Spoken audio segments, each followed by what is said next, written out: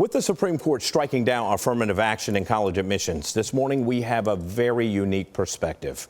Dr. Michael Sorrell, in his 16th season as president of Quinn College, a historically black college and university right in the heart of Dallas. Dr. Sorrell, ironically, you were doing an already scheduled presentation at Harvard, one of the schools at the center of this case when the ruling came down.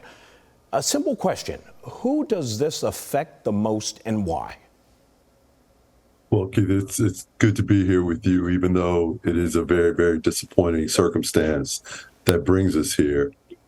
Quite simply, who this affects the most are diverse groups of students who are seeking to access higher education at a number of colleges around the country. And while people tend to focus on undergraduate students, this also has the potential to be incredibly disruptive at the graduate school level, where the numbers of Black and Hispanic graduate students are already too small.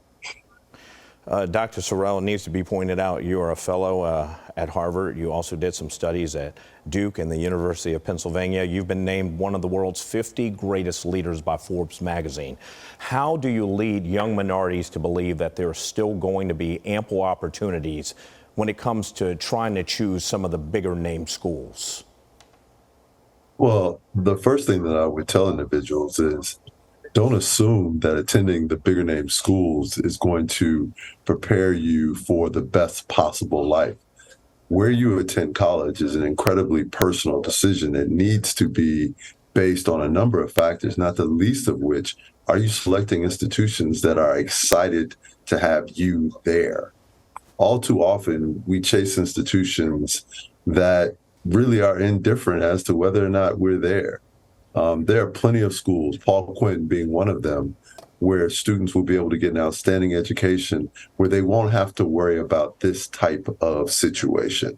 But make no mistake about it, this decision was aimed at what will have the impact of reducing the number of already few students who attend a number of these types of institutions.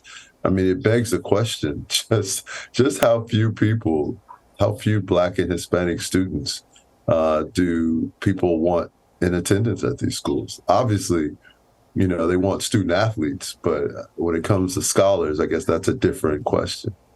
You talked about wanting to go to a school who wants you. I went to Morgan State University and HBCU in Baltimore, Maryland, right, because they wanted me and gave me a full scholarship. Do you expect a massive increase in applications by minority students at HBCUs like your college because of this ruling? Well, the reality of it is the current racial climate in this country has created a massive increase in applications to historically Black college universities. George Floyd created a massive increase. Eric Garner created a massive increase. Every time an elected official utters a racist phrase, it creates a massive increase. When you ban the teaching of American history, and really what we're talking about is the part of American history that deals with slavery and Jim Crow and systemic racism, that creates a surge in applications to historically Black colleges. So this in and of itself won't do that. It just continues a trend to remind people that there are places here that are safe, that see you for who you are and whose you are, and have the capacity to educate you at an outstanding level without all of the background noise.